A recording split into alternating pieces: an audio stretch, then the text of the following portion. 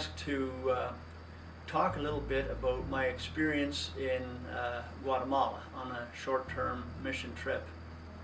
I've been to Guatemala most years since 2006, so roughly 15 times in Guatemala, and then I've been a few other places as well. And the work that I've been involved in has been rewarding, a lot of physical work, construction work. However, for the cost of a trip, people could be hired locally to do the work and probably get a lot more bang for your buck.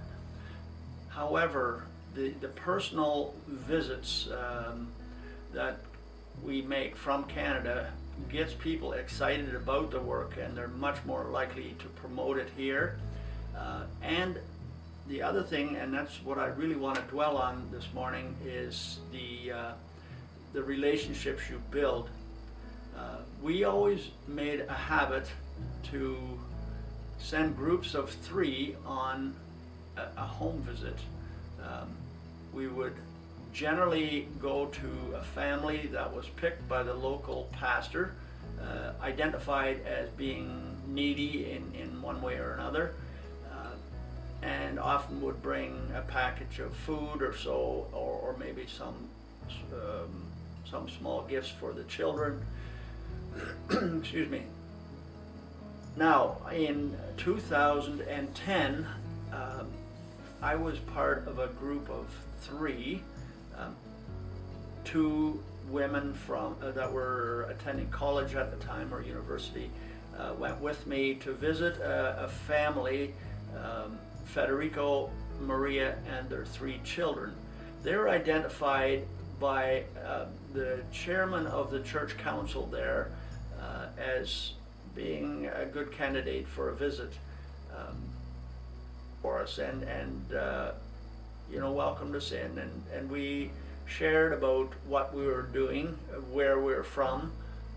A lot of people there don't even know where Canada is, but we had a nice conversation for an hour or so. Federico was not home, but shortly before we were ready to leave, Federico did come home. The first church service we had, we were introduced as a team from Canada, and many of the people turned around to see who we were, how many of us there were, and whatnot.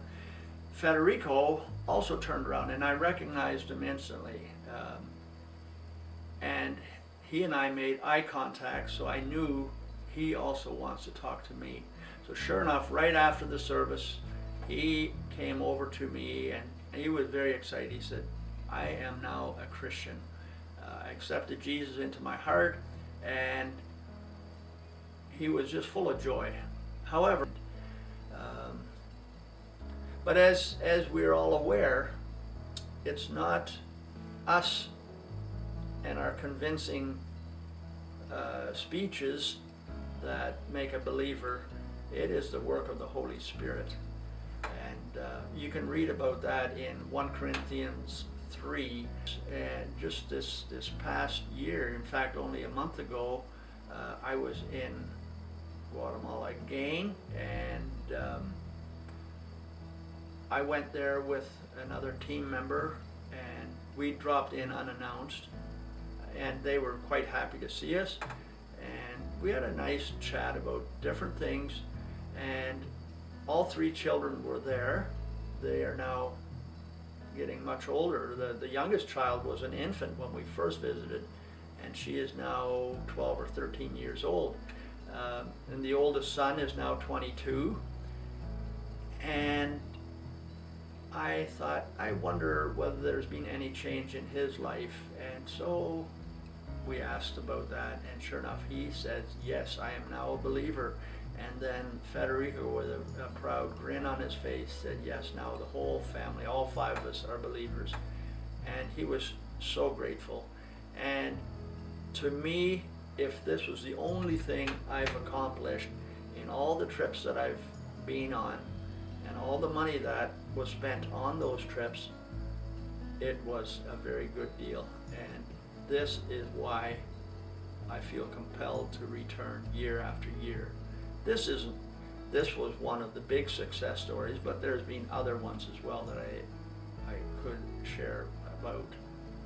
Thank you.